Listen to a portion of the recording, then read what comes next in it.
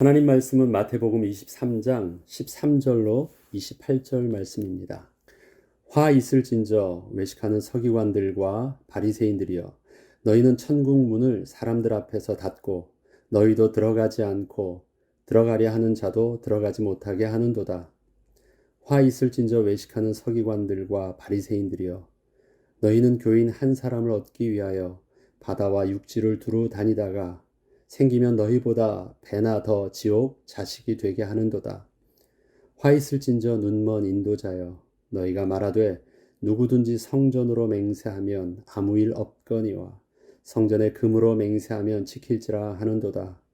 어리석은 맹인들이여, 어느 것이 크냐, 그 금이냐, 그 금을 거룩하게 하는 성전이냐. 너희가 또 이르되 누구든지 제단으로 맹세하면 아무 일 없거니와 그 위에 있는 예물로 맹세하면 지킬지라 하는도다. 맹인들이여, 어느 것이 크냐, 그 예물이냐, 그 예물을 거룩하게 하는 제단이냐. 그러므로 제단으로 맹세하는 자는 제단과 그 위에 있는 모든 것으로 맹세하며, 또 성전으로 맹세하는 자는 성전과 그 안에 계신 이로 맹세하며, 또 하늘로 맹세하는 자는 하나님의 보좌와 그 위에 앉으신 이로 맹세함이니라. 화 있을진저 외식하는 서기관들과 바리새인들이여, 너희가 박하와 회향과 근체의 11조는 들이되 율법에 더 중한 바 정의와 긍휼과 믿음은 버렸도다. 그러나 이것도 행하고 저것도 버리지 말아야 할지니라. 맹윤된 인도자여, 하루살이는 걸러내고 낙타는 삼키는도다. 화 있을진저 외식하는 서기관들과 바리새인들이여, 잔과 대접의 겉은 깨끗이 하되 그 안에는 탐욕과 방탕으로 가득하게 하는도다. 눈먼 바리새인이여, 너는 먼저 안을 깨끗이 하라. 그리하면 겉도 깨끗하리라. 화 있을진저 외식하는 서기관들과 바리새인들이여, 회칠한 무덤 같으니 겉으로는 아름답게 보이나 그 안에는 죽은 사람의 뼈와 모든 더러운 것이 가득하도다. 이와 같이 너희도 겉으로는 사람에게 옳게 보이되 안으로는 외식과 불법이 가득하도다. 아멘. 그러니까 영어에 그 외식하다는 뜻의 하이포크리테스라는 뜻이 있습니다. 이 뜻은 아래서와 판단하다라는 두 헬라어의 합성입니다. 이것은 연극 배우의 실제의 삶과 무대에서 보여주는 모습이 서로 다른 것처럼 겉으로 행동하는 것과 그의 본래의 삶의 모습이 서로 다른 모습을 말합니다. 예수님께서는 바리새인들과 서기관들의 경건의 모습을 외식하는 자의 모습이라 강하게 질책하셨습니다. 저들의 겉과 속의 다름을 보셨기 때문이었습니다. 그러나 이것은 바울이 경건을 위하여 선한 것이 하나도 없는 자기의 속사람을 죽이려 했던 그 노력과는 근본적으로 차이가 있습니다.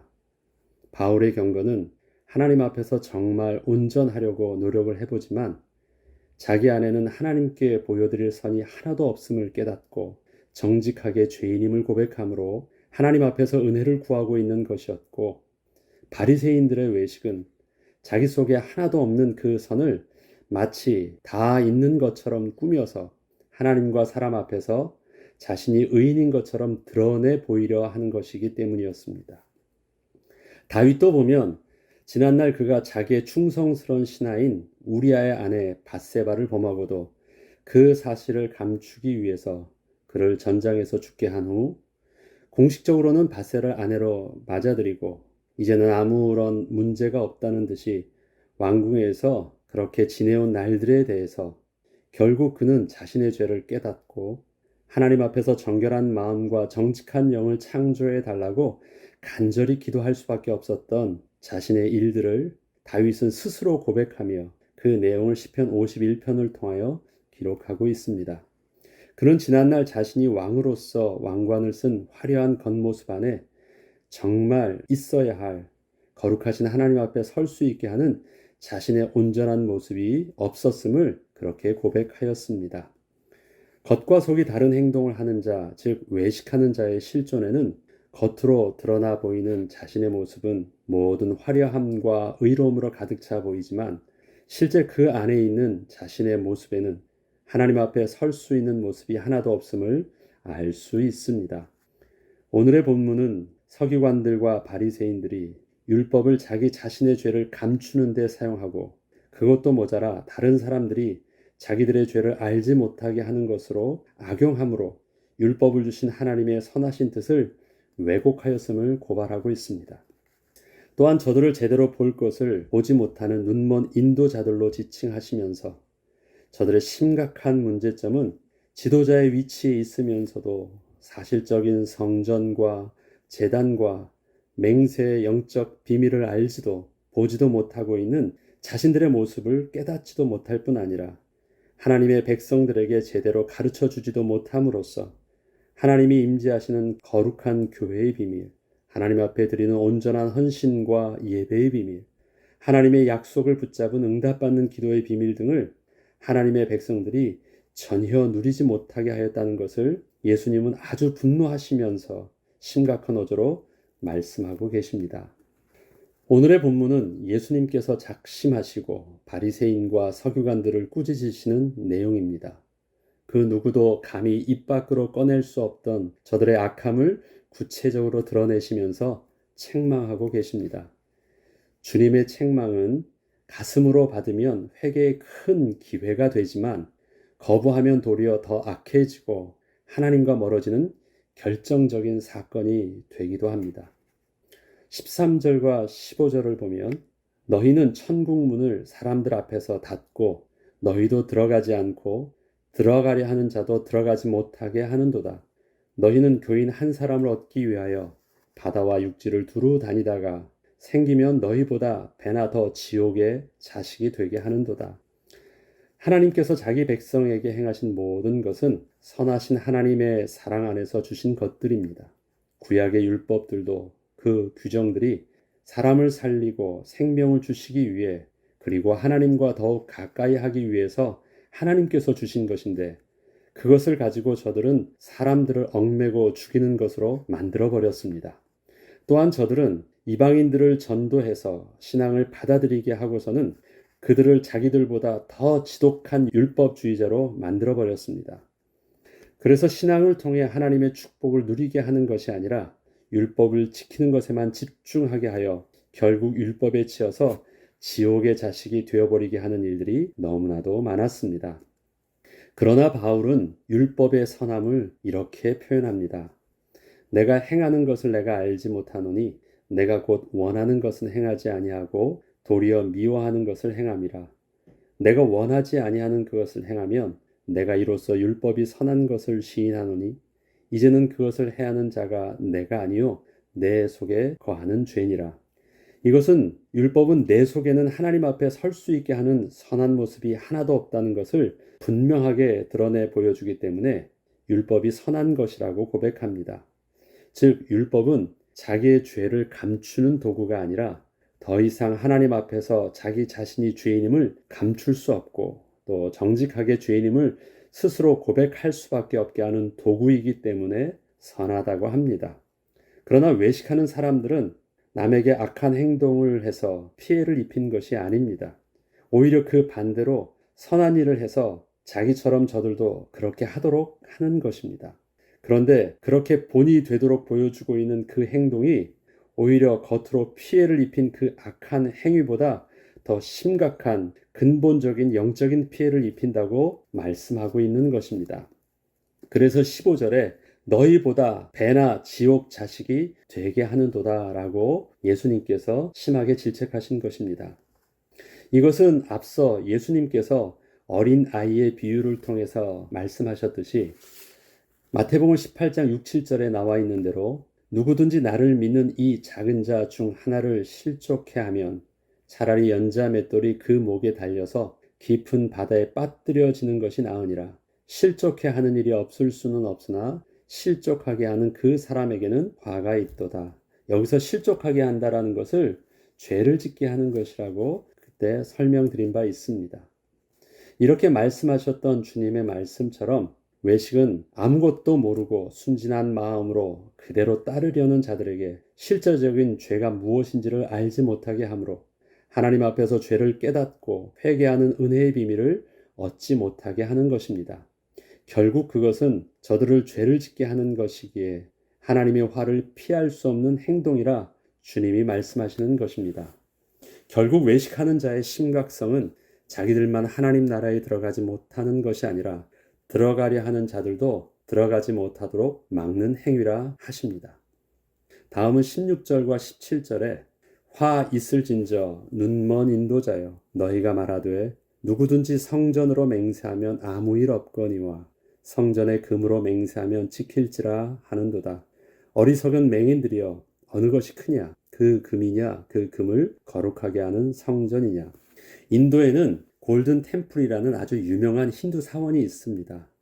사원의 모든 부분을 전부 금으로 입혀 놓았습니다. 금의 양도 어마어마하고 순례객들도 끊이질 않습니다. 들어갈 때에는 신발도 벗어야 하고 반바지도 입고 들어갈 수 없습니다.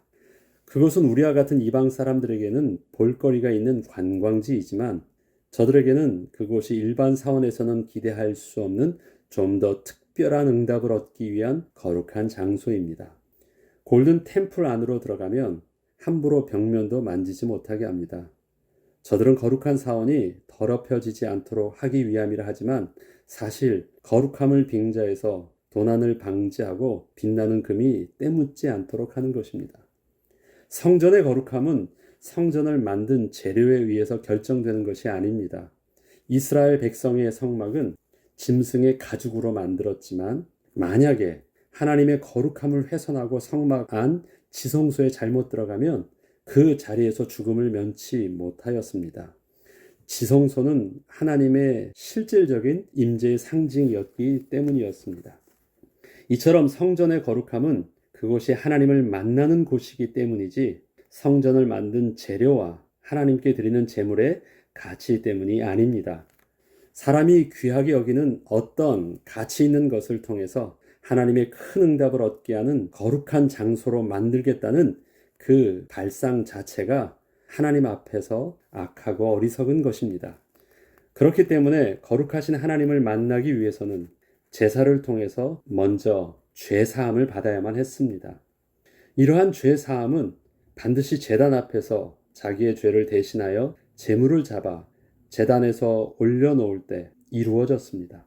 제물의 종류는 그 사람의 형편에 따라 달리 할 수 있었으나 반드시 여호와 앞으로 끌고 나와 머리에 안수하고 여호와 앞에서 잡아야만 했습니다. 제물은 그 사람의 형편에 따라 좀 더 비싼 것일 수도 있고 값이 적은 것이라 할 수 있어도 상관이 없습니다. 중요한 것은 그 제물을 하나님의 약속을 의지하여서 거룩하신 하나님 앞에 나와서 그 제물을 통하여서 약속하신 대로 죄 사함을 입어 성결케 되어지고 거룩한 모습으로 하나님께 나가야 되는 것에 그 핵심이 있는 것입니다. 그러나 바리새인들과 서기관들의 가르침은 이러한 신앙의 본질을 뒤엎는 것이었습니다.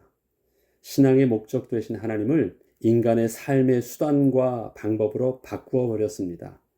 하나님을 자기가 원하는 것을 얻기 위한 수단의 대상으로 삼음으로써 하나님의 이름을 망령되게 만들어 버린 것입니다. 그리고 11조를 비롯한 율법의 조항들을 지킨다고 큰소리치지만 그 근본 정신은 저버리는 죄를 저질렀습니다. 주님은 하나님을 사랑하고 내 이웃을 내 몸과 같이 사랑하라 하심으로써 신앙의 우선 순위는 있지만 어느 한쪽으로는 치우치지 말라고 하셨습니다.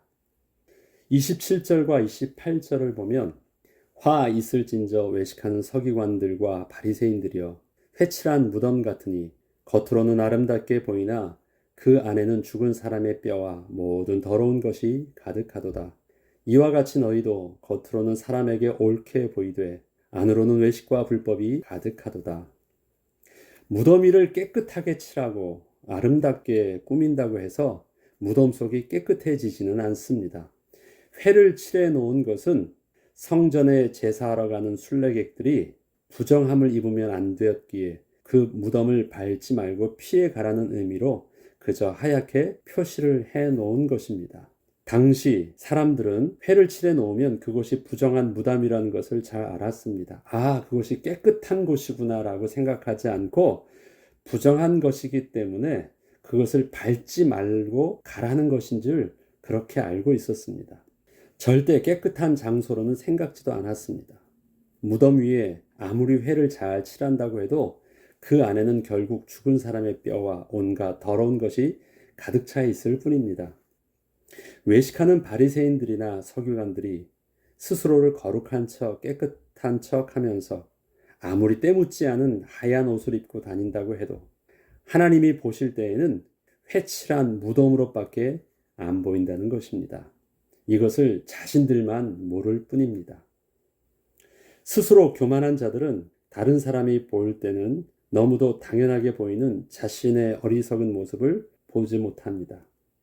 심지어 누군가가 겸손히 권고를 해주거나 때론 강하게 책망을 해주어도 도리어 화를 내곤 합니다. 우리는 삶의 모든 영역에서 말씀하시는 세미한 하나님의 권고하심과 책망을 들을 수 있는 영적인 민감함을 잃지 않아야 하겠습니다. 우리는 용서받은 의인이지 거룩한 의인이 아니기 때문입니다. 용서받은 의인이라는 것은 우리가 하나님 앞에 은혜로 나아가는 것이지 내가 깨끗해서 나의 거룩함을 당당하게 입고 자랑스럽게 나아가는 것이 아닙니다. 우리의 의인됨은 하나님께서 의롭다 칭하여 주신 약속을 은혜로 붙잡고 믿음으로 말미암아 예수 그리스도를 구주로 영접한 언약의 비밀이 바로 우리가 의롭다 칭함을 받은 영적인 비밀이었습니다. 그러하게 우리는 거룩하신 빛 앞에서 우리의 죄가 드러나는 것을 수치스럽게 생각하지 않습니다. 부끄럽지만 그럼에도 불구하고 기분 나빠서 또 부끄러워서 수무리 하지 아니하고 이러한 자기의 모습을 드러내게 하여 주신 그 거룩한 빛 앞으로 또 약속하신 하나님의 은혜 되시는 그리스도를 붙잡고 하나님 앞에 담대히 나아갈 수 있는 것입니다. 우리의 예배는 그리하여서 감사가 있는 것이고 죄 사함에 감격이 있는 것이고 또 그러한 나의 모습이 하나님 앞에서 은혜의 백성됨을 기뻐하는 모습이 있는 것입니다. 우리는 외식하는 자의 모습으로 예배하는 자 되지 말고 은혜의 비밀을 아는 경건의 비밀을 아는 바울의 모습과 회개의 온전한 비밀을 하나님 앞에 누릴 수 있었던 다윗의 모습을 가지고 하나님께 거룩한 예배자의 모습으로 서야 되겠습니다. 기도하겠습니다.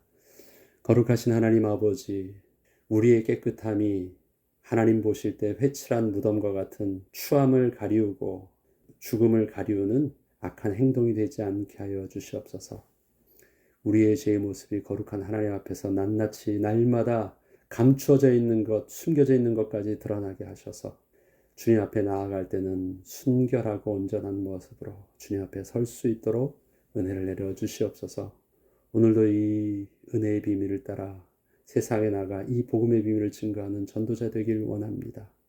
감사드리며 우리 주 예수 그리스도의 이름으로 기도합니다. 아멘.